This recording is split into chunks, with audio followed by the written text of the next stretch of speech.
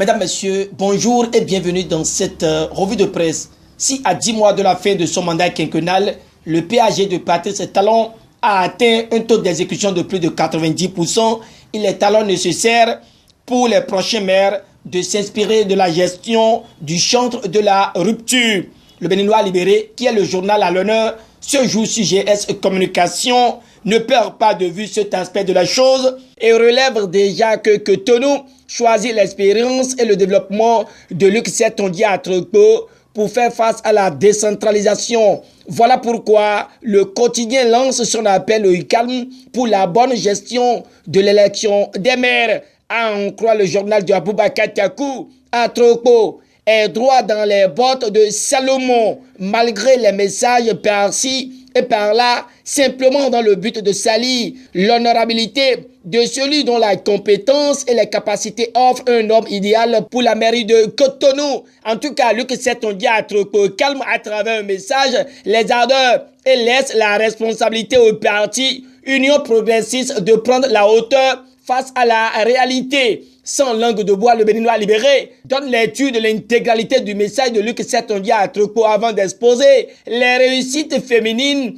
à promouvoir par la rupture. Le journal de Aboubacar Takou s'exprime en ces thèmes au regard de l'exploit de l'UDBN, seul parti conduit par une femme est présent malgré les barrières. Prudencio mérite une décoration, écrit le Béninois libéré, conscient qu'une injustice s'en tenait en matière d'eau potable à Savalou sera vidée allègrement. Et le journal à l'honneur ce jour sur GS Communication parle de la limitation d'églises par quartier. Pour lui, le gouvernement met fin au bordel. Mais il y a grosse misère d'un politique malgré son appartenance à la rupture. Le Béninois libéré précise qu'il faut sauver le soldat Lot Okwenou. Ici, pas d'invite à l'assistance, mais le Béninois libéré touche le parti FCBE face à la réhabilitation des démissionnaires après leur recours gracieux et retrouve Paul Rumpé un bon père de famille. Oui, il pardonne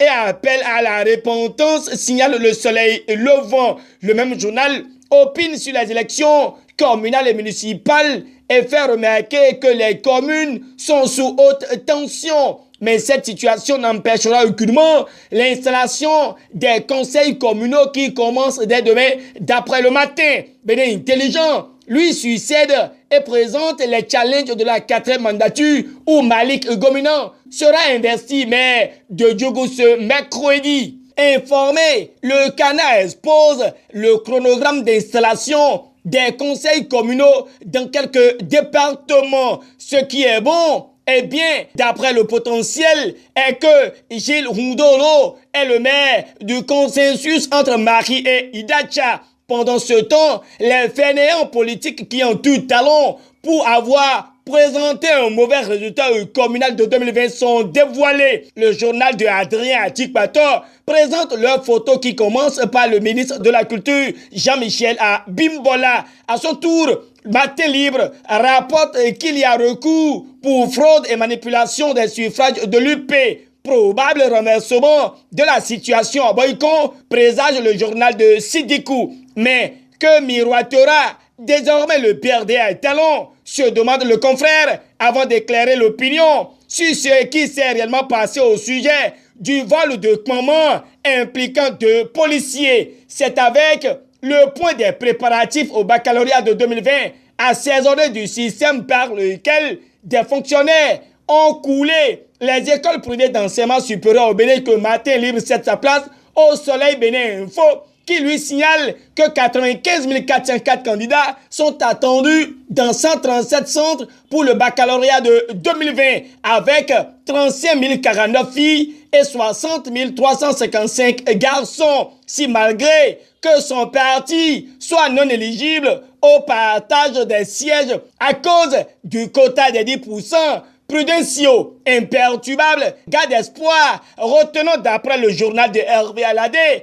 que Maître Sadikou Ayoalao crie à haro sur le baudet et fustige le mandat de dépôt contre 2 magistrats au Bénin. D'ailleurs, il y a sabotage contre les magistrats, rallonge l'audace info, objet de critique hier. Louis Vlavonou à travers les lignes du journal La Primeur, détrompe ces détracteurs qui ont voulu dramatiser l'acte de retrait des procurations aux conseillers élus UP. Ce n'est que l'application simple et légale d'une directive du parti, écrit le confrère, révélant que le coordonnateur Louis Gbahounou-Vlavonou n'a fait que jouer son rôle. Dans son rôle, l'Afrique en marche anticipe sur la présidentielle de 2021 et voit Patrice Talon comme une équation et des inconnus pour l'UP et le BR. Terminons cette revue de presse avec le matin qui nous présente le bilan de la pandémie du coronavirus au Bénin. Avec lui, l'on retient qu'il y a 17 nouveaux cas détectés, 208 cas confirmés, 118 guéris et 3 décès. Le pont de Porto Novo est le nouveau carrefour des belles de nuit. Voilà, c'est sur cette note de l'affiche du jour que se referme ce troisième rendez-vous de la semaine. Merci de nous avoir préférés. Au revoir et à demain.